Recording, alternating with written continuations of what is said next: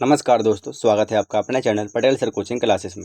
आज की इस क्लास में हम कवर करने वाले हैं जीकेजीएस के अंतर्गत महत्वपूर्ण गवर्नर, गवर्नर जनरल और वायसराय के बारे में, जिसमें हम कवर करेंगे जो बंगाल के गवर्नर थे, फिर उसके बाद जो बंगाल के गवर्नर जनरल बने और वायसराय जो भारत के हुए उनके बारे में हम अध्ययन करने वाले हैं, सभी गवर्नर, गवर्नर जनरल और वायसराय के बारे में। तो चलिए देर न करते हुए शुरू करते हैं आज का जो अपना टॉपिक है भारत के वायसराय के बारे में और भारत के जो गवर्नर, गवर्नर जनरल और वायसराय हैं इनके बारे में। तो क्या है, तो सबसे पहले हम देखेंगे भारत के वायसराय लॉर्ड कैनिंग के बारे में। तो लॉर्ड कैनिंग जो थे वो अंतिम गवर्नर जनरल थे तथा पहले क्या थे, वायसराय बने थे। लॉर्ड कैनिंग के समय ही जो क्या था 1857 की क्रांति हुई थी। तो 10 मई 1857 से जो क्रांति जो शुरू हुई थी स्वतंत्रता संग्राम की, तो वह क्रांति की शुरुआत किसके समय में हुई थी, वो हुई थी लॉर्ड कैनिंग के समय में।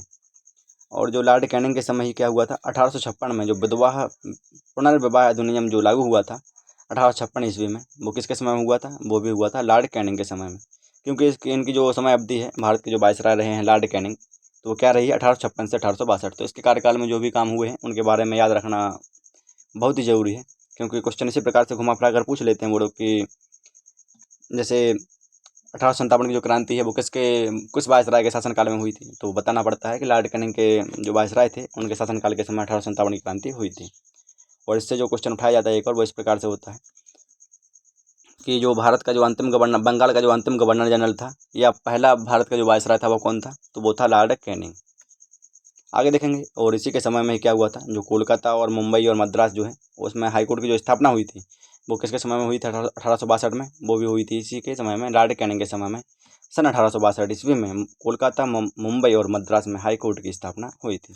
आगे देखेंगे डलहौजी के जो हड़प सिद्धांत जो था, या हड़प नीति का जो सिद्धांत था डलहौजी का, तो वो इसी लॉर्ड कैनिंग जो भारत का वायसराय था इसी के द्वारा समाप्त कर दिया गया था। आगे देखेंगे नेक्स्ट जो बंगाल के गवर्नर हैं उनके बारे में, कि सबसे पहले जो अब क्रम से देखेंगे हम बंगाल के पहले गवर्नर के बारे में, फिर देखेंगे हम बंगाल के गवर्नर जनरल के बारे में, फिर उसके बाद वायसराय के बारे में। तो सबसे पहले देखेंगे हम बंगाल के गवर्नर के बारे में। तो शुरू करते हैं।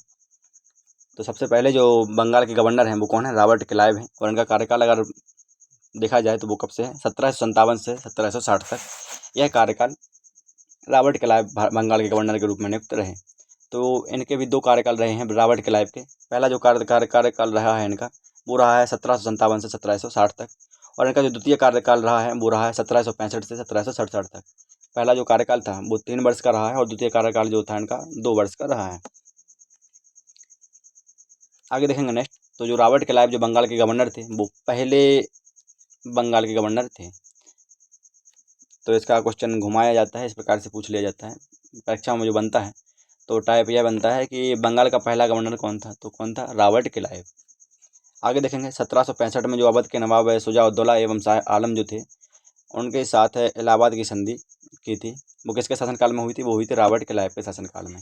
आगे देखेंगे 1765 में बंगाल में द्वैत शासन प्रारंभ हुआ था। तो जो रॉबर्ट क्लाइव था बंगाल का पहला गवर्नर, तो इसी के शासनकाल में जो सन 1765 में बंगाल में द्वैत शासन प्रारंभ हुआ था। आगे देखेंगे नेक्स्ट बंगाल का जो नेक्स्ट गवर्नर है उसके बारे में। तो हेनरी बैनस्टार्ट जो हैं, और इनकी समय सीमा की अगर बात की जाए तो वो है 1760 से 1764। कुल 4 वर्ष का इनका कार्यकाल रहा है। तो इनके कार्यकाल के समय ही जो 1764 में जो बक्सर का युद्ध हुआ था वो इसी गवर्नर के कार्यकाल में हुआ था, बंगाली गवर्नर के हेनरी बैनस्टार्ट के। तो इसको भी इसी प्रकार से पूछेंगे 1764 में जो बक्सर का युद्ध हुआ था वो किस गवर्नर के शासनकाल में हुआ था, तो जो बंगाल के गवर्नर थे हेनरी बैनस्टार्ट, उन्हीं के समय में यह युद्ध हुआ था। आगे देखेंगे नेक्स्ट जो बंगाल के गवर्नर जनरल हैं उनके बारे में। तो बंगाल के गवर्नर जनरल जो हैं वो वारेन हेस्टिंग्स पहले बंगाल के गवर्नर जनरल रहे हैं, और इनका जो कार्यकाल है वो 1772 से 1785 तक रहा है। तो सबसे पहले देखेंगे तो वारेन हेस्टिंग्स के समय ही 1773 का रेगुलेटिंग एक्ट आया था, या 1773 का रेगुलेटिंग एक्ट जो था, तो उसके बारे में अगर पूछा जाए कि वो किसके कार्यकाल में हुआ था, तो वो हुआ था वारेन हेस्टिंग्स के समय में। और अगर बात की जाए वारेन हेस्टिंग्स की, तो वारेन हेस्टिंग्स जो थे बंगाल के अंतिम गवर्नर थे तथा बंगाल का पहला गवर्नर जनरल था। तो इससे अपन पहले देख चुके हैं कि बंगाल का जो पहला गवर्नर था वो कौन था, वो था रॉबर्ट क्लाइव। लेकिन बंगाल का जो पहला गवर्नर जनरल था वो कौन था, वारेन हेस्टिंग्स अगर कहा जाए तो यह बंगाल का अंतिम गवर्नर भी होगा और पहला गवर्नर जनरल होगा। इसमें आप डिफरेंस समझेंगे, जहाँ भी गवर्नर हम बोलें, गवर्नर जनरल बोलें या वायसराय बोलें, उसको आप अवश्य ध्यान देंगे क्योंकि क्वेश्चन इन्हीं में से फंसता है, इन्हीं में से डिफरेंस होता है थोड़ा ही। तो 1773 का जो रेगुलेटिंग एक्ट आया था उसके बाद यह नियम बना था कि जो बंगाल का गवर्नर है वह अब बंगाल के गवर्नर जनरल के रूप में शासन करेगा। ठीक है। तो बंगाल के जो पहले गवर्नर थे वो कौन थे? Robert Clive. बंगाल का जो अंतिम गवर्नर था वो कौन था? Warren Hastings. और जो अंतिम गवर्नर होगा वही पहला गवर्नर जनरल कहलाएगा। तो कौन बंगाल का जो पहला गवर्नर जनरल था वो कौन हुआ? Warren Hastings. आगे देखेंगे नेक्स्ट, जो 1765 ईस्वी में बंगाल में जो द्वैत शासन की जो समाप्ति, जो द्वैत शासन की जो प्रणाली आई थी, तो वो उसको किसने समाप्त किया था? तो उसको समाप्त किया था वारेन हेस्टिंग्स ने। आगे देखेंगे, कोलकाता में जो उच्चतम न्यायालय की स्थापना हुई थी वो किसके शासनकाल में हुई थी? वो भी इसी के शासनकाल में हुई थी, वारेन हेस्टिंग्स के शासनकाल में कोलकाता में उच्च न्यायालय की स्थापना, उच्चतम न्यायालय की। आगे देखेंगे, 1781 ईस्वी में जो हेस्टिंग्स थे उन्होंने कलकत्ता में मुस्लिम शिक्षा के लिए पहले मदरसे की स्थापना भी की थी वारेन हेस्टिंग्स के कार्यकाल में। नेक्स्ट जो पॉइंट है वो देखेंगे, इसके ही समय में मतलब जो वारेन हेस्टिंग्स है बंगाल के प्रथम गवर्नर जनरल, तो इनके समय में भी 1782 ईस्वी में जोनाथन डंकन ने बनारस में संस्कृत विद्यालय की स्थापना करवाई थी। नेक्स्ट देखेंगे इंपॉर्टेंट पॉइंट्स, जो पिट्स इंडिया एक्ट है 1784, वो भी वारेन हेस्टिंग्स के शासनकाल में पारित हुआ था। नेक्स्ट देखेंगे इंपॉर्टेंट पॉइंट, प्रथम मराठा आंग्ल युद्ध जो था तथा सालाबाई की जो संधि थी 1782 ईस्वी की, किसके शासनकाल में संपन्न हुई थी? वो भी वारेन हेस्टिंग्स के शासनकाल में संपन्न हुई थी। तो आप सब सोच रहे हैं कि ये पॉइंट बाय पॉइंट क्यों पढ़ा रहे हैं, तो इसका क्या मतलब है? वारेन हेस्टिंग्स के समय में कार्यकाल में हुआ था कि इसके कार्यकाल में हुआ था? तो क्वेश्चन इसी प्रकार से बनता है, पढ़ाया किसी भी प्रकार से जाए, कि जो पिट्स इंडिया एक्ट है वो किसके शासनकाल में पारित हुआ था? तो वो वारेन हेस्टिंग्स के शासनकाल में पारित हुआ था। जो सालाबाई की संधि है वो किसके शासनकाल में संपन्न हुई थी? तो वो भी वारेन हेस्टिंग्स के शासनकाल में संपन्न हुई थी। आगे देखेंगे नेक्स्ट, बंगाल के जो अगले प्रमुख गवर्नर जनरल हैं उनके बारे में, तो वो हैं लॉर्ड कॉर्नवालिस, जिनका जो कार्यकाल रहा है या समय सीमा जो रही है वो रही है 1786 से 1793 तक। 1793 का आप नाम सुनते ही आपको एक बात याद आती होगी कि स्थायी बंदोबस्त की जो पद्धति थी वो किसके समय में लागू हुई थी? वो लॉर्ड कॉर्नवालिस के समय में ही लागू हुई थी। आगे देखेंगे, लॉर्ड कॉर्नवालिस जो थे बंगाल के गवर्नर जनरल, तो उन्हें पुलिस सेवा का जनक भी कहा जाता था और सिविल सेवा का जनक भी कहा जाता है लॉर्ड कॉर्नवालिस को। तो इसको भी आप याद रखेंगे, कभी पूछ लिया जाए कि बंगाल के किस गवर्नर जनरल को पुलिस सेवा का जनक या सिविल सेवा का जनक कहा जाता है, माना जाता है, तो वो है लॉर्ड कॉर्नवालिस। आगे देखेंगे नेक्स्ट, वारेन हेस्टिंग्स ने ही प्रशासनिक सेवा की नींव रखी थी और कॉर्नवालिस जो है इसे आधुनिक और तर्कसंगत बनाया था। तो इसकी जो नींव थी प्रशासनिक सेवा की, जैसे पुलिस सेवा हुई या सिविल सेवा हुई, तो उनकी जो नींव थी वो किसने रखी थी? वारेन हेस्टिंग्स ने, जो बंगाल के प्रथम गवर्नर जनरल कहलाते हैं। लेकिन जो इसे आधुनिक और तर्कसंगत बनाया है जिसने, वो कौन है? लॉर्ड कॉर्नवालिस है। कॉर्नवालिस को ही भारत में प्रशासनिक सेवा का जनक भी कहा जाता है। आगे देखेंगे जो इनसे जुड़े हुए मुख्य जो पॉइंट हैं और उनके बारे में, जो तृतीय मैसूर युद्ध है 1790 से 1792 का, तथा श्रीरंगपट्टनम की जो संधि है 1792 की, वो किसके शासनकाल में संपन्न हुई है? वो हुई है लॉर्ड कॉर्नवालिस के शासनकाल में। तो इसको भी आप याद रखेंगे क्योंकि क्वेश्चन इसी प्रकार से पूछेगा वो कि श्रीरंगपट्टनम की संधि किसके शासनकाल में हुई थी? तो वो हुई थी लॉर्ड कॉर्नवालिस के में। एक क्वेश्चन इससे जुड़ेगा कि भारत में प्रशासनिक सेवा के जनक के रूप में किस गवर्नर जनरल को माना जाता है? तो लॉर्ड कॉर्नवालिस को भारत में प्रशासनिक सेवा का जनक माना जाता है या कहा जाता है। आगे देखेंगे नेक्स्ट, अगले जो प्रमुख है बंगाल के गवर्नर जनरल हैं उनके बारे में, तो वो हैं लॉर्ड बेलेजली। इनके अगर कार्यकाल की बात की जाए तो कार्यकाल की जो सीमा है इनकी वो है 1798 से 1805 तक। अब इनके जो मुख्य पॉइंट हैं इनके बारे में देख लेते हैं। तो सबसे पहला पॉइंट जो है वो है इस प्रकार से है कि लॉर्ड बेलेजली जो थे उन्होंने 1798 ईस्वी में सहायक संधि की शुरुआत की और सहायक संधि में शामिल होने वाले जो राज्यों में जो थे उनमें कंपनी एक सहायक सेना रखती थी एवं संबंधित राज्य में एक ब्रिटिश रेजिमेंट को नियुक्त किया जाता था। तो जो सहायक संधि की शुरुआत हुई थी वो किसके शासनकाल में हुई थी? वो हुई थी लॉर्ड बेलेजली के शासनकाल में। अब सहायक संधि में शामिल होने वाले राज्यों में होता क्या था? उनमें एक कंपनी जो होती थी वो एक सहायक सेना रखती थी एवं संबंधित राज्य में उसी राज्य में क्या करती थी? एक ब्रिटिश रेजिमेंट को भी नियुक्त किया जाता था।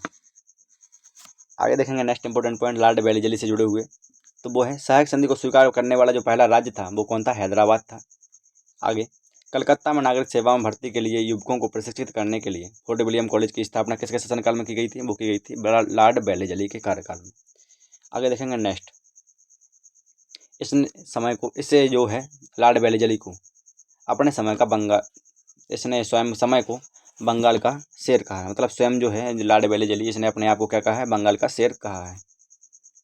तो इसमें जो इम्पोर्टेंट पॉइंट्स हैं वो इस प्रकार से हैं कि सहायक संधि की जो शुरुआत हुई थी वो किसके शासनकाल में हुई थी, तो वो हुई थी लॉर्ड वेलेजली के शासनकाल में। और सहायक संधि स्वीकार करने वाला जो पहला राज्य था वो कौन था, हैदराबाद राज्य था।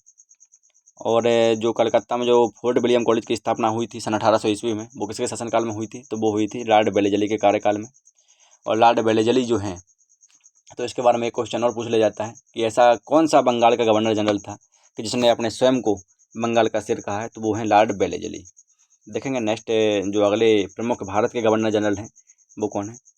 तो इसके बाद से क्या हुआ फिर कि जब 1833 का जो चार्टर एक्ट आया, तो उसके बाद एक नियम निकला, अलग से नया नियम बना दिया गया कि जो बंगाल का गवर्नर जनरल था वो क्या कहलाएगा, भारत का गवर्नर जनरल के नाम से जाना जाएगा।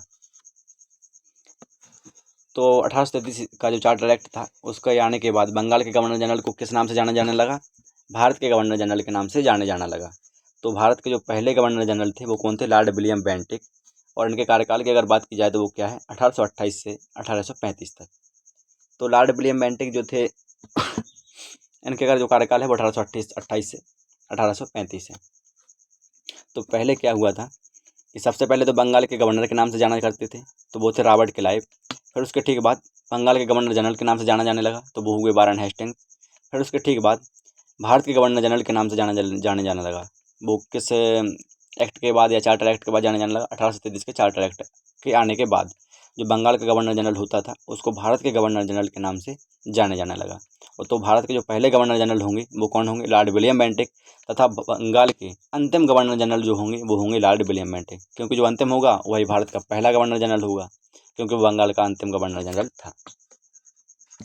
तो देखेंगे लॉर्ड विलियम बेंटिक जो थे वो भारत के पहले गवर्नर जनरल थे, क्योंकि 1833 का जो चार्टर एक्ट था उसके आने के बाद जो पहले गवर्नर जनरल बने भारत के वो कौन थे, लॉर्ड विलियम बेंटिक। आगे देखेंगे राजा राममोहन राय के सहयोग से सन 1829 में सती प्रथा को क्या किया गया, समाप्त किया गया। और आगे नेक्स्ट सामाजिक सुधार के क्षेत्र में सती प्रथा की जो समाप्ति है इसका क्या था, एक प्रशंसनीय कार्य था या एक अच्छा योगदान था सामाजिक क्षेत्र में। इसने सती प्रथा की समाप्ति इसी के कार्यकाल में हुई थी। आगे देखेंगे नेक्स्ट, इसके समय में जो ठगी प्रथा थी देश के विभिन्न क्षेत्रों में फैली थी, इसकी समाप्ति के लिए जो लॉर्ड विलियम बेंटिक थे उन्होंने कर्नल सलीमन तथा स्थानीय रियासतों की मदद से 1830 तक ठगी प्रथा का अंत कर दिया था। जो लॉर्ड विलियम बेंटिक था उसने अंग्रेजी माध्यम को उच्च शिक्षा का माध्यम बनाया था। तो लॉर्ड विलियम बेंटिक के शासनकाल से जुड़ी हुई जो प्रमुख पॉइंट्स हैं जो परीक्षा में बन सकते हैं वो इस प्रकार से हैं कि किस चार्टर एक्ट के आने के बाद जो बंगाल का गवर्नर जनरल होता था उसे भारत के गवर्नर जनरल के नाम से जाना लगा, तो वो था 1833 का चार्टर एक्ट। एक क्वेश्चन और बनता है, किस चार्टर एक्ट या अधिनियम के आने के बाद जो बंगाल का गवर्नर था उसे बंगाल के गवर्नर जनरल के नाम से जाना लगा, तो वो था 1793 का अधिनियम। और इसके ठीक आगे देखेंगे हम कि भारत का जो पहला गवर्नर जनरल कौन बना, तो वो था लॉर्ड विलियम बेंटिक। और बंगाल का अंतिम गवर्नर जनरल कौन बना, तो वो था लॉर्ड विलियम बेंटिक। आगे देखेंगे जो लॉर्ड विलियम बेंटिक था इसी के कार्यकाल में सती प्रथा जो थी उसको समाप्त कर दिया गया था। और आगे इसका जो कार्यकाल था लॉर्ड विलियम बेंटिक का, इसके शासनकाल में क्या था, ठगी प्रथा बहुत फैली हुई थी। तो इसने क्या किया, अपने समय में जो सलीमन थे, कर्नल सलीमन तथा स्थानीय रियासतों के जो मदद से उसने 1830 तक ठगी प्रथा जो थी उसके कार्यकाल में बहुत फैली हुई थी, चरम सीमा पर जो थी उसका अंत कर दिया था। और इसने एक और काम किया था कि अंग्रेजी माध्यम को उच्च शिक्षा का माध्यम बना दिया था लॉर्ड विलियम बेंटिक ने। आगे देखेंगे हम नेक्स्ट कि सबसे पहले तो क्या होता था कि जो कंपनी शासन करती थी अपने भारत में तो वो किसके नाम से करती थी, बंगाल के गवर्नर के नाम से। तो जो बंगाल का जो पहला गवर्नर था वो कौन था, रॉबर्ट क्लाइव। इसके ठीक बाद देखेंगे जब रेगुलेटिंग एक्ट 1773 जो आया, 1773 रेगुलेटिंग एक्ट जो आने के बाद क्या हुआ कि बंगाल का जो गवर्नर होता था उसके किसके नाम से जाने लगा, उसे बंगाल के गवर्नर जनरल के नाम से। तो बंगाल का जो पहला गवर्नर जनरल था वो कौन था, वारन हेस्टिंग्स। तो यह क्या कहलाएगा, बंगाल का अंतिम गवर्नर कहलाएगा वारन हेस्टिंग्स, और बंगाल का पहला गवर्नर जनरल भी होगा वारन हेस्टिंग्स। फिर इसके ठीक बाद क्या होता है कि चार्टर एक्ट जो 1833 है वो आता है। फिर चार्टर एक्ट 1833 आने के बाद जो बंगाल का गवर्नर जनरल होता है उसे किस नाम से जाने लगता है, भारत के गवर्नर जनरल के नाम से जाना लगता है। तो भारत का पहला गवर्नर जनरल जो था वो कौन बना, लॉर्ड विलियम बेंटिक। और लॉर्ड विलियम बेंटिक जो है वो बंगाल का अंतिम गवर्नर जनरल भी कहलाएगा, फिर इसके ठीक बाद क्या होता है कि 1858 ईस्वी में भारत सरकार का शासन अधिनियम आता है। तो इसके बाद क्या होता है, जो भारत का गवर्नर जनरल होता है उसे किसके नाम से जाने जाना लगता है, भारत के वायसराय के नाम से जाने जाना लगता है। कि जो भारत सरकार का शासन अधिनियम जो 1858 आता है, तो उसके बाद यह प्रमाणित होता है कि भारत का गवर्नर जनरल अब भारत में जो शासन करेगा वो किसके नाम से करेगा, भारत के वायसराय के नाम से। तो भारत का जो पहला वायसराय हुआ वो कौन हुआ, लॉर्ड कैनिंग। लॉर्ड कैनिंग क्या हुआ, भारत का पहला वायसराय हुआ तथा भारत का अंतिम गवर्नर जनरल हुआ लॉर्ड कैनिंग। तो इसी क्रम में इसी के साथ साथ जो पॉइंट्स थे आप इनको अच्छे से याद रखेंगे, क्योंकि इसमें घुमा फिरा क्वेश्चन नहीं पूछते हैं कि कौन से एक्ट के तहत आया, या कौन पहला गवर्नर था, कौन अंतिम गवर्नर जनरल था, कौन वायसराय था, इस प्रकार से क्वेश्चन उठा लेते हैं। तो अंतिम या पहला या कौन एक्ट, इस प्रकार से आप जी इसको याद अच्छे से रखेंगे। आगे देखेंगे नेक्स्ट भारत के गवर्नर जनरल के बारे में। जो प्रमुख गवर्नर जनरल हैं भारत के एक और, उनके बारे में चार्ल्स मेटकॉफ। तो इनके कार्यकाल की अगर बात की जाए चार्ल्स मेटकॉफ की, तो इनका कार्यकाल जो रहा 1835 से 1836 तक रहा है। और इनके कार्यकाल से जुड़ी हुई जो विशेषता है, प्रमुख विशेषता जो है वो इस प्रकार से है। एक बार इसके कार्यकाल में इन्होंने, चार्ल्स मेटकॉफ जो थे, उन्होंने प्रेस से नियंत्रण को हटाया था, और इसलिए इन्हें क्या कहा जाता है, भारतीय प्रेस का मुक्तिदाता भी कहा जाता है। तो चार्ल्स मेटकॉफ के अगर कार्यकाल की बात की जाए तो उनका कार्यकाल वैसे तो 1 वर्ष का रहा है, लेकिन मात्र 1 वर्ष के कार्यकाल में भी जो चार्ल्स मेटकॉफ थे भारत के गवर्नर जनरल, उन्होंने प्रेस से नियंत्रण हटा दिया था। इस कारण ही इन्हें क्या जाना जाता है, भारतीय प्रेस के मुक्तिदाता के नाम से भी जाना जाता है। तो अगर क्वेश्चन पूछ ले जाए कि ऐसे कौन से भारतीय गवर्नर जनरल थे जिन्हें भारतीय प्रेस मुक्तिदाता के नाम से भी जाना जाता है, तो वो कौन है, चार्ल्स मेटकॉफ। आगे देखेंगे नेक्स्ट इंपॉर्टेंट जो अगले भारत के गवर्नर जनरल है प्रमुख, उनके बारे में, तो वो है लॉर्ड एलनबरो। अगर बात की जाए लॉर्ड एलनबरो के कार्यकाल की, तो उनका कार्यकाल जो है 1842 से 1844 है। तो मात्र 2 वर्ष का कार्यकाल इनका है। इनके कार्यकाल से जुड़ी हुई जो विशेषता है वो इस प्रकार से है, भारत में दास प्रथा जो है इसका अंत किया था इन्हीं के कार्यकाल में हुआ था। लॉर्ड एलनबरो के कार्यकाल में भारत में दास प्रथा का अंत या समाप्ति। आगे देखेंगे हम भारत के प्रमुख गवर्नर जनरल के बारे में, जो लॉर्ड डलहौजी हैं। इनका नाम आपने सुना होगा कि बहुत ही इनके जो हड़प नीति थी वो इन्हीं के द्वारा चलाई गई थी, राज्य हड़प नीति। तो यह एक प्रमुख गवर्नर जनरल भी माने जाते हैं भारत के, लॉर्ड डलहौजी। अगर इनके कार्यकाल की बात की जाए तो क्या है, 1848 से 1856 का कार्यकाल माना जाता है लॉर्ड डलहौजी का। क्या है कार्यकाल, 1848 से 1856। तो इसके जो कार्यकाल से जुड़ी हुई जो कुछ विशेषता हैं उनके बारे में हम समझ लेते हैं। सबसे पहले विशेषता जो है वो है, इसके समय में ब्रिटिश साम्राज्य का अत्यधिक विस्तार हुआ था, क्योंकि इसकी जो समय सीमा है बहुत अत्यधिक समय तक यह भारत में गवर्नर जनरल के रूप में शासन करता रहा। तो इसके समय में ब्रिटिश साम्राज्य का क्या हुआ, अत्यधिक विस्तार हुआ। और अगला जो पॉइंट इस प्रकार से है, डलहौजी को भारत में रेलवे का जनक भी माना जाता है। तो जो लॉर्ड डलहौजी जो है इसको भारत में रेलवे का जनक भी माना जाता है या इसके नाम से जाना जाता है। जो लॉर्ड डलहौजी था उसके समय में भारत में पहली बार 16 अप्रैल 1853 को मुंबई से ठाणे के बीच पहली बार रेल चलाई गई थी।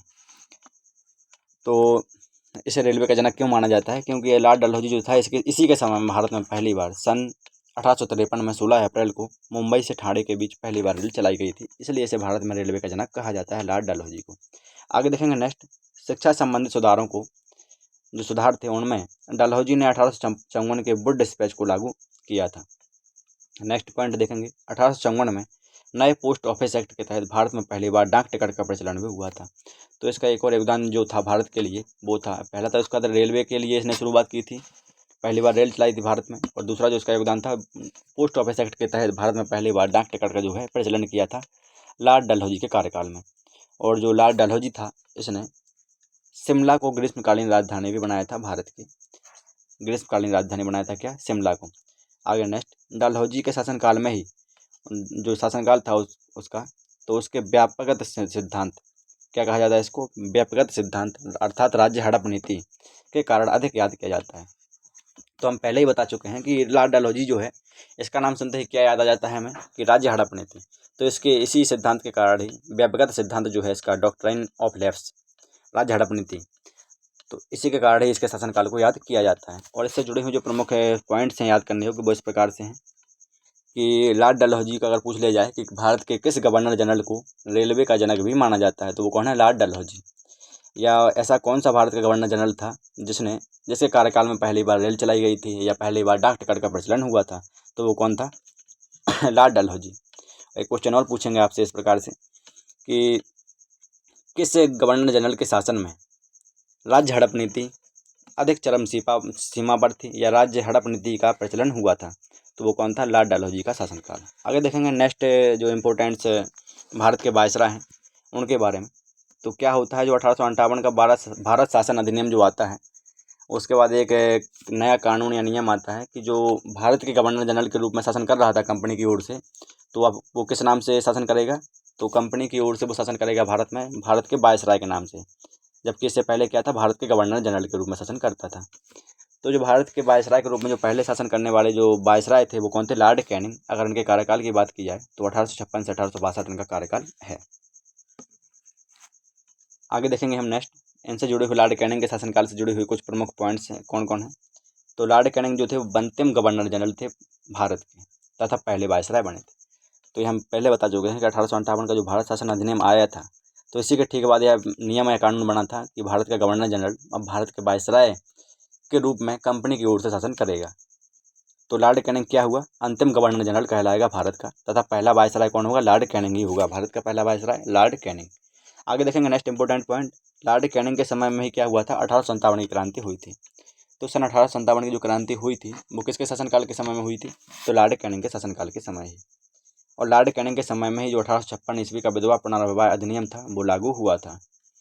और सन 1862 में कोलकाता, मुंबई और मद्रास में हाईकोर्ट की स्थापना भी किसके शासनकाल में हुई थी? वो हुई थी लॉर्ड कैनिंग के शासनकाल में। और लॉर्ड डलहौजी के द्वारा जो राज्य हड़प नीति या हड़प सिद्धांत चलाया गया था उसको समाप्त किसने किया था? वो लॉर्ड कैनिंग ने ही किया था अपने शासनकाल के समय में। तो इसके इंपॉर्टेंट पॉइंट्स जो थे इसको आप याद रखेंगे कि 1857 की जो क्रांति किसके शासनकाल में हुई थी? तो वो हुई थी लॉर्ड कैनिंग के समय में। अंतिम गवर्नर जनरल कौन थे भारत के? वो थे लॉर्ड कैनिंग। भारत का पहला वायसराय कौन बना था? तो वो था लॉर्ड कैनिंग। और एक क्वेश्चन और बनता है इसमें, 1856 का विधवा पुनर्विवाह अधिनियम किसके शासनकाल में लागू हुआ था? तो वो किसके शासनकाल में लागू हुआ था? वो हुआ था लॉर्ड कैनिंग के में। और राज्य हड़प नीति जो सिद्धांत है उसको समाप्त किसने किया था? डलहौजी द्वारा चलाए गए राज्य हड़प नीति सिद्धांत को, तो वो लॉर्ड कैनिंग के शासनकाल में ही समाप्त किया गया था। आगे देखेंगे हम एक और अगले इंपॉर्टेंट्स जो भारत के वायसराय हैं, मुख्य वायसराय, उनके बारे में। तो वो हैं लॉर्ड मेयो। और अगर इनके शासनकाल की बात की जाए तो इनका शासनकाल कब से कब तक रहा है? 1869 से 1872 तक। अब देखते हैं लॉर्ड मेयो जो भारत के वायसराय थे इनसे जुड़े हुए कुछ प्रमुख विशेषताएं इनके कार्यकाल से जुड़ी हुई। तो लॉर्ड मेयो के समय में ही जो भारत में प्रथम जनगणना हुई थी सन 1872 में, वो की गई थी लॉर्ड मेयो के शासनकाल में। और लॉर्ड मेयो जो थे उन्होंने अजमेर में सन 1872 में मेयो कॉलेज की स्थापना भी की थी अपने नाम से। ठीक है, इससे ठीक अगला पॉइंट जो है, इसने सन 1872 में एक कृषि विभाग की स्थापना भी की थी। यह भी एक बहुत सराहनीय कार्य किया था लॉर्ड मेयो ने। अगला नेक्स्ट पॉइंट जो है वो इस प्रकार से, सन 1872 में लॉर्ड मेयो जो थे उनकी अंडमान में एक अफगान द्वारा चाकू मारकर हत्या कर दी गई थी। यह पहला भारतीय वायसराय था जिसकी हत्या कार्यकाल के दौरान उसके ऑफिस में की गई हो। तो लॉर्ड मेयो के शासनकाल से जुड़े हुए कुछ इम्पोर्टेंट जो पॉइंट्स थे भारत के वायसराय लॉर्ड मेयो के शासनकाल से जुड़े वो इस प्रकार से होंगे कि ऐसा कौन सा भारत का वायसराय था जिसके शासनकाल में प्रथम जनगणना, भारत की प्रथम जनगणना शुरू की गई थी? तो वो थे लॉर्ड मेयो जिनके शासनकाल में सन 1872 में भारत में प्रथम जनगणना की शुरुआत की गई थी। और एक और है कि किसके शासनकाल में कृषि विभाग की स्थापना की गई थी? तो वो लॉर्ड मेयो के शासनकाल में की गई थी। और एक क्वेश्चन जो इम्पोर्टेंट थे लॉर्ड मेयो से जुड़ा हुआ वो इस प्रकार से पूछते हैं कि मात्र ऐसा वायसराय वह कौन सा वायसराय था कि जिसकी उसके कार्यकाल के दौरान हत्या कर दी गई हो? तो वो वायसराय जो था वो था लॉर्ड मेयो जिसकी कार्यकाल के दौरान उसकी हत्या कर दी गई हो। आगे देखेंगे नेक्स्ट इंपॉर्टेंट पॉइंट्स अगले जो भारत के वायसराय हैं उनके बारे में। तो वो हैं लॉर्ड लिटिन। इनके अगर कार्यकाल की बात की जाए तो इनका कार्यकाल है 1876 से 1880। और अगर बात करें लॉर्ड लिटिन के कार्यकाल से जुड़ी कुछ विशेषताएं की तो वो इस प्रकार से होंगी कि सन मार्च जो 1878 था उसमें लॉर्ड लिटिन ने भारतीय समाचार पत्र अधिनियम वर्नाकुलर प्रेस एक्ट पारित कर भारतीय समाचार पत्रों पर कठोर प्रतिबंध लगाए थे। नेक्स्ट पॉइंट देखेंगे 1878 में पारित हुए जो भारतीय शस्त्र अधिनियम के तहत शस्त्र रखने और व्यापार करने के लाइसेंस अनिवार्य किए गए थे किसके शासनकाल में? लॉर्ड लिटिन के। तो इससे जुड़े हुए जो कुछ प्रमुख है जो पॉइंट्स बनते हैं जो परीक्षाओं में पूछने लायक, तो इस प्रकार से होंगे कि ऐसा कौन सा भारत का वायसराय था जिसके शासनकाल में जो भारतीय समाचार पत्र अधिनियम या वर्नाकुलर प्रेस एक्ट पारित हुआ था? तो वो किसके शासनकाल में पारित हुआ था? वो हुआ था लॉर्ड लिटिन के शासनकाल में। या इस प्रकार से भी क्वेश्चन पूछ सकते हैं कि ऐसा कौन सा भारत का वायसराय था जिसके शासनकाल में भारतीय समाचार पर या समाचार पत्रों पर कठोर प्रतिबंध लगाए गए थे, तो वो लॉर्ड लिटन के शासनकाल में लगाए गए थे। एक क्वेश्चन और बनता है कि भारत का ऐसा कौन सा वायसराय था जिसके शासनकाल में शस्त्र रखने और व्यापार करने के लिए लाइसेंस अनिवार्य किया गया था, तो वो थे लॉर्ड लिटन। इनके शासनकाल में शस्त्र रखने के लिए और व्यापार करने के लिए लाइसेंस अनिवार्य किए गए थे। नेक्स्ट इंपोर्टेंट से जो भारत के वायसराय हैं उनके बारे में देखेंगे, तो वो कौन है, वो है लॉर्ड रिपन। और इनके कार्यकाल की अगर बात की जाए तो इनका कार्यकाल 4 वर्षों का रहा है, 1880 से 1884। और भारत के वायसराय जो हैं, अगर इनके लॉर्ड रिपन के शासनकाल से जुड़ी हुई कुछ प्रमुख विशेषताओं की बात की जाए तो इस प्रकार से होंगी। सन 1881 से जो नियमित जनगणना की शुरुआत हुई थी वो इसी के शासनकाल में हुई थी। और दूसरा पॉइंट जो है, 1881 में प्रथम कारखाना अधिनियम पारित भी इसी के शासनकाल में हुआ था। 1882 में वर्नाकुलर प्रेस एक्ट जो है उसे समाप्त कर दिया गया था। भारतीय समाचार पत्रों पर जो कठोर प्रतिबंध लगाए गए थे उस वर्नाकुलर प्रेस एक्ट को। तो जो भारत के वायसराय हैं लॉर्ड रिपन, इनसे जुड़े हुए कुछ जो इंपॉर्टेंट पॉइंट्स थे वो इस प्रकार से होंगे कि अगर पूछ लिया जाए कि भारत के किस वायसराय के शासनकाल के समय भारत की जो नियमित जनगणना थी उसकी शुरुआत हुई थी, तो सन 1881 में जो भारत की नियमित जनगणना की जो शुरुआत हुई थी वो हुई थी लॉर्ड रिपन के शासनकाल में। वैसे जनगणना की जो शुरुआत थी वो लॉर्ड मेयो के शासनकाल में हुई थी सन 1872 में, लेकिन जो नियमित जनगणना की शुरुआत हुई थी वो किसके शासनकाल में हुई थी, वो हुई थी लॉर्ड रिपन के शासनकाल में सन 1881 में। आगे जो इसका एक और इम्पोर्टेंट पॉइंट है लॉर्ड रिपन से जुड़ा हुआ, वो इस प्रकार से होगा कि ऐसा कौन सा भारत का वायसराय था जिसने जो लॉर्ड मेयो के द्वारा वर्नाकुलर प्रेस एक्ट चलाया गया था भारतीय समाचार पत्रों पर कठोर प्रतिबंध लगाए जाने हेतु, तो उसको समाप्त किया था, वो किया था लॉर्ड रिपन ने। और इसके शासनकाल में एक और जो पॉइंट्स है वो विशेष याद रखने योग्य है कि प्रथम कारखाना अधिनियम किसके शासनकाल में पारित हुआ था, तो वो हुआ था लॉर्ड रिपन के शासनकाल में 1881 में। आगे देखेंगे नेक्स्ट जो इम्पोर्टेंट है भारत के वायसराय हैं उनके बारे में, तो वो भारत के नेक्स्ट जो इम्पोर्टेंट भारत के वायसराय हैं वो हैं लॉर्ड डफरिन। अगर उनके शासनकाल की बात की जाए तो उनका शासनकाल मात्र 4 वर्षों का रहा है, 1884 से 1888 तक। देखेंगे अब आगे हम लॉर्ड डफरिन के शासनकाल से जुड़े हुई कुछ प्रमुख विशेषताओं के बारे में।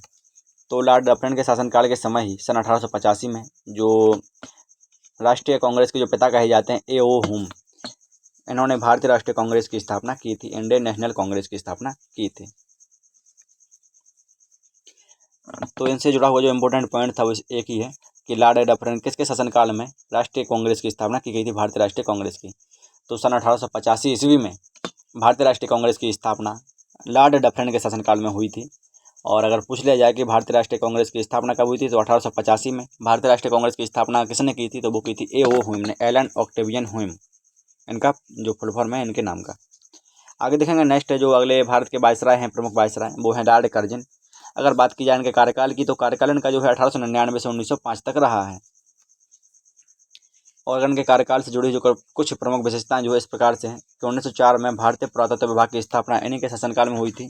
और जो बंगाल विभाजन है 1905 का, वो इन्हीं के शासनकाल में हुआ है। एक इम्पोर्टेंट पॉइंट्स, बंगाल विभाजन लॉर्ड कर्जन के शासनकाल में हुआ है। 1905 ईस्वी का जो बंगाल विभाजन था वो किसके शासनकाल में हुआ है, लॉर्ड कर्जन के।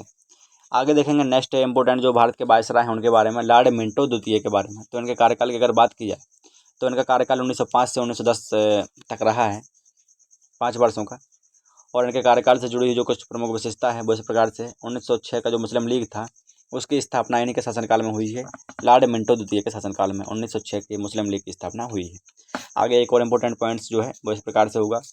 सन 1907 का जो सूरत का कांग्रेस अधिवेशन हुआ था, जिसमें कांग्रेस का विभाजन भी हुआ था 2 गुटों में, नरम दल और गरम दल में, तो वो किसके शासनकाल में हुआ है, वो हुआ है लॉर्ड मिंटो द्वितीय के शासनकाल में।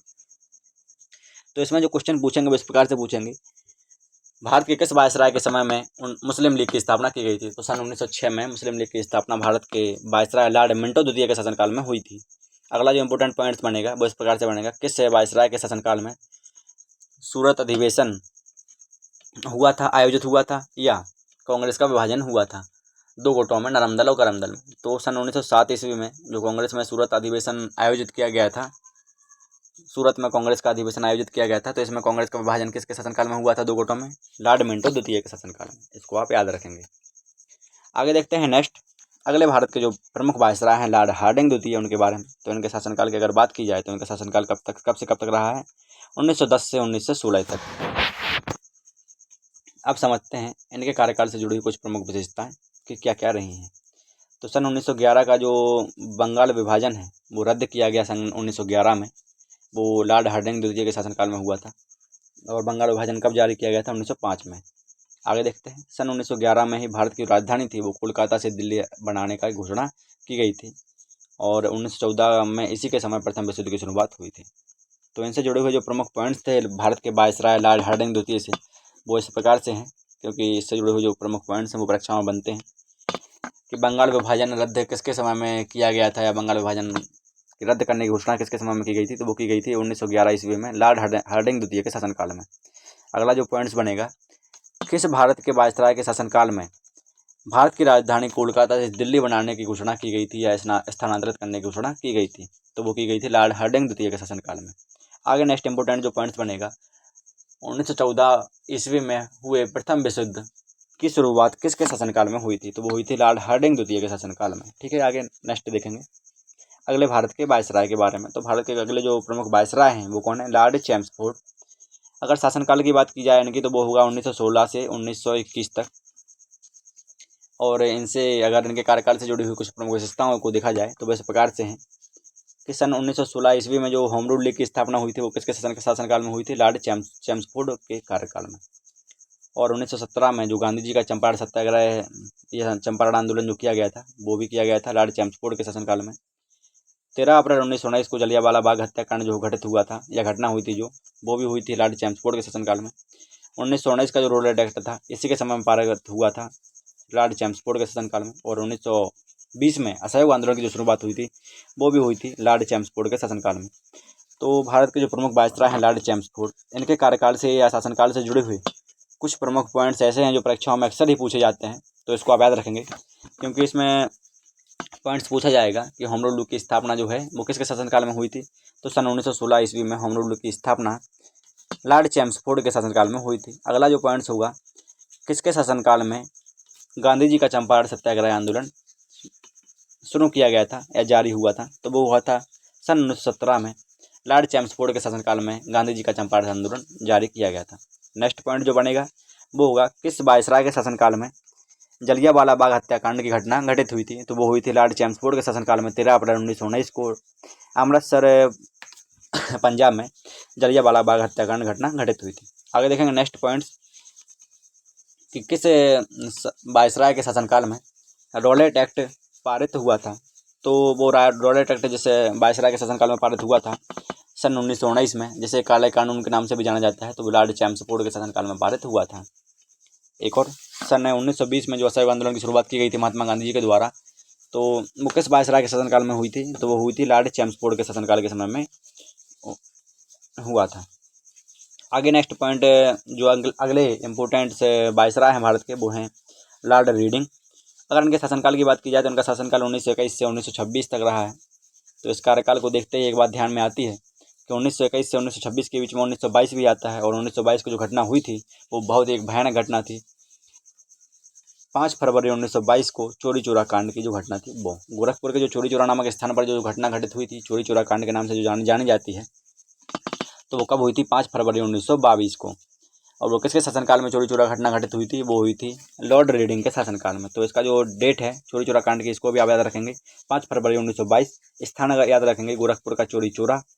और किसके शासनकाल में? तो लॉर्ड रीडिंग के शासनकाल में। ओके, आगे नेक्स्ट देखेंगे हम इंपोर्टेंट से जो अगले भारत के वायसराय हैं लॉर्ड इरविन, उनके बारे में। तो लॉर्ड इरविन के बारे में हम देखेंगे कि इनके अगर कार्यकाल की बात की जाए तो वो है 1926 से 1931। और इनके शासनकाल से जुड़े हुए कुछ जो प्रमुख पॉइंट्स हैं वो इस प्रकार से होंगे। लॉर्ड इरविन के समय जो 3 फरवरी 1928 था, उसमें साइमन कमीशन भारत आया था। एक पॉइंट्स इंपॉर्टेंट पॉइंट्स हैं। अगला जो नेक्स्ट पॉइंट्स हैं वो भी देखेंगे। इसी के समय महात्मा गांधी जो थे उन्होंने सविनय अवज्ञा आंदोलन शुरू किया था। यह भी एक इंपॉर्टेंट पॉइंट है। नेक्स्ट देखेंगे 12 नवंबर 1930 को पहला गोलमेज सम्मेलन जो हुआ था वो हुआ था लॉर्ड इरविन के शासनकाल में। अगला नेक्स्ट पॉइंट 4 मार्च 1931 को गांधी और लॉर्ड इरविन जो थे उनके मध्य समझौता जो हुआ था, उसके समझौता पर हस्ताक्षर करने के बाद ही सविनय अवज्ञा आंदोलन स्थगित हुआ था। वो किसके शासनकाल में हुआ था? लॉर्ड इरविन के। तो लॉर्ड इरविन के शासनकाल से जुड़े हुए कुछ जो प्रमुख पॉइंट्स थे वो इस प्रकार से होंगे, जो परीक्षाओं में अक्सर ही पूछ ले जाते हैं या बनते हैं। तो वो है कि किस वायसराय के शासनकाल में जो साइमन कमीशन था वो भारत आया था, तो सन 1928 ईस्वी में साइमन कमीशन भारत आया था, वो था लॉर्ड एरविन के कार्यकाल में। आगे देखेंगे नेक्स्ट इंपोर्टेंट पॉइंट्स, किस वायसराय के शासनकाल में महात्मा गांधी जी द्वारा सन 1930 में सविनय अवज्ञा आंदोलन शुरू किया गया था, तो वो था लॉर्ड एरविन का शासनकाल। आगे नेक्स्ट देखेंगे 12 नवंबर 1930 को जो पहला गोलमेज सम्मेलन हुआ था वो किसके शासनकाल में हुआ था, तो वो हुआ था लंदन में। जो गोलमेज सम्मेलन हुआ था, प्रथम गोलमेज सम्मेलन लॉर्ड एरविन के शासनकाल में हुआ था। और अगला पॉइंट्स जो देखेंगे हम इस प्रकार से होगा कि गांधी एरविन समझौता जो था मार्च 1931 को जो हुआ था वो किसके शासनकाल में हुआ था, वो हुआ था लॉर्ड एरविन के शासनकाल में। और जो गांधी एरविन समझौता हो जाने के बाद क्या घटना हुई थी कि सविनय अवज्ञा आंदोलन जो सन 1930 में महात्मा गांधी जी के द्वारा जो शुरू किया गया था, तो उसको स्थगित कर दिया गया था सन 1931 में गांधी एरविन समझौता हो जाने के बाद। आगे देखेंगे नेक्स्ट इंपोर्टेंट जो वायसराय हैं भारत के वो हैं लॉर्ड वेलिंगटन। इनके अगर शासनकाल की बात की जाए तो 1931 से 1936 तक इनका शासनकाल रहा है। और इन्हीं के शासनकाल में जो द्वितीय गोलमेज सम्मेलन था सन 1931 का वो शुरू हुआ था, और तृतीय गोलमेज सम्मेलन जो 1932 का था वो भी इनके शासनकाल में शुरू हुआ था। अगर बात की जाए इनके शासनकाल से जुड़ी हुई कुछ एक और प्रमुख विशेषता की, तो वो है सन 1932 को जो गांधी और भीमराव अंबेडकर के बीच पूना समझौता हुआ था या पूना पैक्ट जिसे कहा जाता है, तो वो भी हुआ था इन्हीं के शासनकाल में। और भारत सरकार शासन अधिनियम जो है 1935 वो इसी समय पारित हुआ था। तो इससे जो भारत के वायसराय हैं इनसे लॉर्ड वेलिंगटन, इनसे जुड़े हुए जो कुछ प्रमुख पॉइंट्स हैं वो इस प्रकार से होंगे जो परीक्षाओं में बनते हैं कि द्वितीय गोलमेज सम्मेलन जो है वो किसके शासनकाल में प्रारंभ हुआ था, तो वो हुआ था 1931 में लॉर्ड वेलिंगटन के शासनकाल में द्वितीय गोलमेज सम्मेलन प्रारंभ हुआ था। अगला जो पॉइंट्स बनेगा तृतीय गोलमेज सम्मेलन किसके शासनकाल में प्रारंभ हुआ था, तो तृतीय गोलमेज सम्मेलन जो आयोजित हुआ था वो हुआ था सन 1932 ईस्वी में लॉर्ड वेलिंगटन के शासनकाल के समय। अगला जो नेक्स्ट इंपोर्टेंट पॉइंट्स बनेगा परीक्षा की दृष्टि से वो इस प्रकार से होगा कि किस वायसराय के शासनकाल में पूना समझौता जो गांधी और अंबेडकर के बीच हुआ था सन 1932 ईस्वी में पूना पैक्ट या पूना समझौता वो किसके शासनकाल में हुआ था, तो वो हुआ था लॉर्ड वेलिंगटन के। अगला जो इंपोर्टेंट पॉइंट्स है लॉर्ड वेलिंगटन के शासनकाल से जुड़ा हुआ वो इस प्रकार से होगा कि जो सन 1935 ईस्वी का भारत सरकार शासन अधिनियम था वो किसके शासनकाल के समय पारित हुआ था, तो वो हुआ था लॉर्ड वेलिंगटन के शासनकाल के समय पारित हुआ था। अगले देखेंगे हम इम्पोर्टेंट वायसराय के बारे में। जो प्रमुख वायसराय हैं भारत के वो हैं लॉर्ड लिनलिथगो। इनके अगर शासनकाल की बात की जाए तो वो होगा 1936 से 1943। अगर बात करें इनके शासनकाल से जुड़ी कुछ प्रमुख विशेषताओं के बारे में तो वो क्या होंगी, वो इस प्रकार से हैं कि वायसराय के तौर पर सबसे अधिक या सर्वाधिक लंबा कार्यकाल जो था वो था लॉर्ड लिनलिथगो का 1936 से 1943 तक। नेक्स्ट देखेंगे जो इन्हीं के शासनकाल में जो लॉर्ड लिनलिथगो थे उनके शासनकाल में प्रथम आम चुनाव 1936 से 1937 के दौरान जो कराए गए थे वो इन्हीं के समय में हुए थे, लॉर्ड लिनलिथगो के समय में। नेक्स्ट पॉइंट जो है इम्पोर्टेंट वो इस प्रकार से होगा जो सन 1940 का अगस्त प्रस्ताव जो लाया गया था वो लॉर्ड लिनलिथगो के शासनकाल में लाया गया था। और 1942 का जो कृषि मिशन प्रस्ताव जो भारत आया था या पारित किया गया था वो लॉर्ड लिनलिथगो के शासनकाल में ही पारित हुआ था। तो जो भारत के प्रमुख वायसराय हैं लॉर्ड लिनलिथगो, इनसे जुड़े हुए जो कुछ प्रमुख पॉइंट्स हैं जो परीक्षाओं में बनते हैं या परीक्षाओं की दृष्टि से अति आवश्यक हैं पढ़ना या याद करना, तो वह इस प्रकार से होंगे कि सब वायसराय के तौर पर ऐसा कौन सा वायसराय था भारत का जिसका कार्यकाल सर्वाधिक लंबा रहा है, तो वायसराय के तौर पर जो सर्वाधिक लंबा कार्यकाल जिनका रहा है वो होंगे लॉर्ड लिनलिथगो। अगला जो इम्पोर्टेंट इसमें बनेगा कि ऐसे कौन से भारत के वायसराय थे जिनके शासनकाल के समय में भारत का जो प्रथम आम चुनाव हुआ था वो कराए गए थे इनके शासनकाल में, तो वो थे लॉर्ड लिनलिथगो जिनके शासनकाल के समय में सन 1936 से 37 के दौरान प्रथम आम चुनाव संपन्न कराए गए थे। अगला जो इनसे जुड़ा हुआ इंपोर्टेंट पॉइंट्स बनेगा वो इस प्रकार से होगा कि जो अगस्त प्रस्ताव सन 1940 का जो अगस्त प्रस्ताव था वो कब पारित हुआ था, तो वो या लाया गया था, तो वो लॉर्ड लिनलिथगो के शासनकाल में लाया गया था। इसी क्रम में अगला जो पॉइंट्स है वो इस प्रकार से होगा कि लॉर्ड लिनलिथगो के समय में ही सन 1942 का जो क्रिप्स मिशन प्रस्ताव है वो पारित हुआ था लॉर्ड लिनलिथगो के शासनकाल में। अगले इंपोर्टेंट्स जो भारत के वायसराय हैं उनसे जुड़े हुए कुछ प्रमुख पॉइंट्स के बारे में देख लेते हैं। तो जो बंगाल के सबसे पहले देखेंगे हम बंगाल के प्रथम गवर्नर के बारे में। तो बंगाल के जो प्रथम गवर्नर होंगे वो कौन होंगे, रॉबर्ट क्लाइव होंगे। और बंगाल के जो अंतिम गवर्नर होंगे वो कौन होंगे, वारेन हेस्टिंग्स। तो 1765 की जो इलाहाबाद की संधि हुई थी, इसके बाद क्या हो जाने लगा कि कंपनी की ओर से जो भारत में शासन करेगा वो बंगाल के गवर्नर के नाम से या बंगाल के गवर्नर के पद के नाम से करेगा। तो बंगाल के जो पहले गवर्नर होंगे वो कौन थे? रॉबर्ट क्लाइव थे। और अंतिम गवर्नर जो थे बंगाल के वो थे वारेन हेस्टिंग्स। देखेंगे 1773 का रेगुलेटिंग एक्ट आ जाने के बाद क्या घटना होती है कि जो कंपनी की ओर से शासन करने वाला जो बंगाल का गवर्नर था वो अब बंगाल के गवर्नर जनरल के नाम से जाने जाना लगता है। तो बंगाल के जो प्रथम गवर्नर जनरल होंगे वो कौन होंगे? वारेन हेस्टिंग्स होंगे, क्योंकि वो बंगाल के अंतिम गवर्नर थे। अगला देखेंगे पॉइंट इंपॉर्टेंट पॉइंट्स। बंगाल के जो अंतिम गवर्नर जनरल थे वो कौन थे? लॉर्ड विलियम बेंटिंग थे।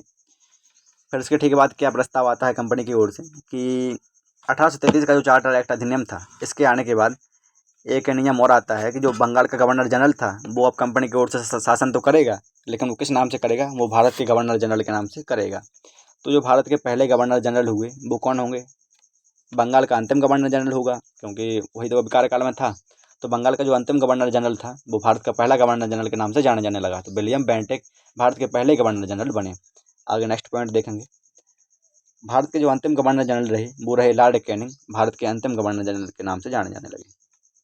इससे ठीक आगे नेक्स्ट पॉइंट जो है इंपॉर्टेंस बनता है कि सन 1858 का जो भारत शासन अधिनियम आता है, इसके बाद क्या होता है कि कंपनी की ओर से जो शासन भारत के गवर्नर जनरल के नाम से किया जाता था वो अब किसके नाम से किया जाएगा? भारत के वायसराय के नाम से किया जाएगा।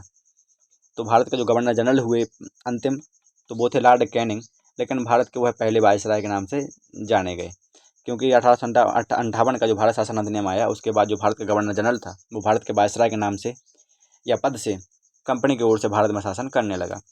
तो इसी में भारत के जो अंतिम वायसराय जो रहे वो रहे लॉर्ड माउंटबेटन। भारत के जो वायसराय थे, अंतिम वायसराय कौन थे? Lord Mountbatten. और यह एक कौन थे? अंतिम वायसराय थे स्वतंत्र भारत के। आगे देखेंगे नेक्स्ट इंपोर्टेंट जो प्रमुख वायसराय हैं भारत के, उनके बारे में। तो अगले जो प्रमुख भारत के वायसराय हैं वो हैं लॉर्ड बेबिल। इनके कार्यकाल की अगर बात की जाए तो इनका कार्यकाल 1944 से 1947 तक रहा है। और इनके कार्यकाल से जुड़ी हुई कुछ प्रमुख विशेषताएं जो है इस प्रकार से हैं कि सन 1945 में जो शिमला समझौता हुआ था वो इनके शासनकाल में हुआ था। और 1946 ईस्वी में जो कैबिनेट मिशन जो भारत आया था या कैबिनेट मिशन का जो भारत आगमन हुआ था वो लॉर्ड बेबिल के शासनकाल में ही हुआ था। आगे देखेंगे नेक्स्ट इंपॉर्टेंट पॉइंट जो है जो परीक्षाओं में अक्सर पूछा जाता है वो इस प्रकार से होगा कि लॉर्ड बेबिल के समय में ही जो ब्रिटिश प्रधानमंत्री क्लीमेंट एटली थे उनके द्वारा जून 1948 को स्वतंत्रता देने की घोषणा की गई थी। तो एक प्रमुख पॉइंट से जो बनेगा इसमें इस प्रकार से होगा कि किस भारत के वायसराय के शासनकाल में ब्रिटिश प्रधानमंत्री क्लीमेंट एटली द्वारा जून 1948 को भारत को एक स्वतंत्र राष्ट्र या स्वतंत्रता देने की घोषणा की गई थी। तो वो की गई थी लॉर्ड बेबिल के शासनकाल के समय में। आगे देखेंगे नेक्स्ट इंपोर्टेंट जो भारत के वायसराय हैं उनके बारे में। तो अगले जो भारत के वायसराय हैं वो कौन है? Lord Mountbatten. यह एक प्रमुख वायसराय रहे हैं भारत के। इनके कार्यकाल की अगर बात की जाए तो उनका कार्यकाल मात्र 1 वर्ष का रहा है, 1947 से 1948 तक।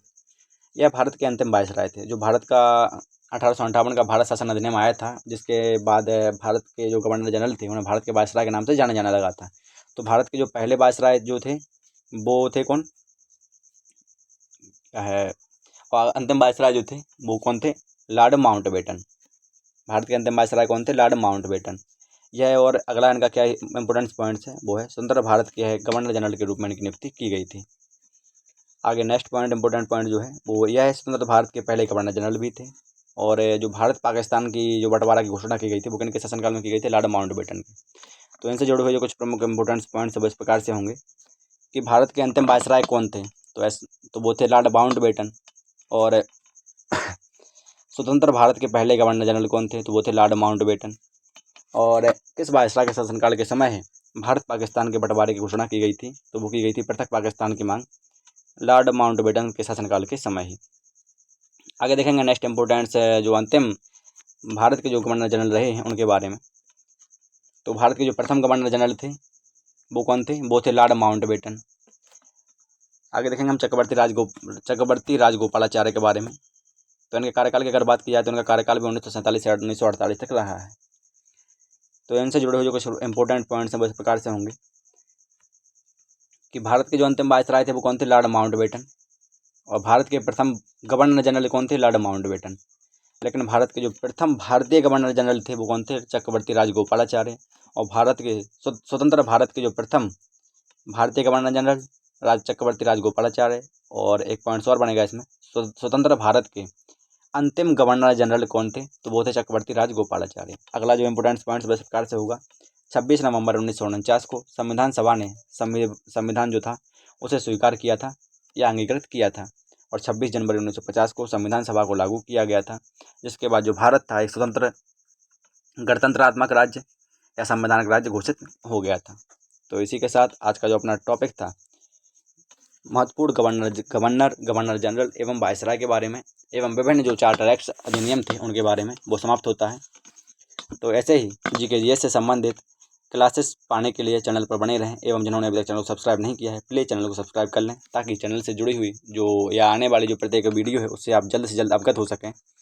तो चलिए मिलते हैं एक और अगली क्लास में अगले नए टॉपिक के साथ। तब तक के लिए थैंक यू, वेलकम।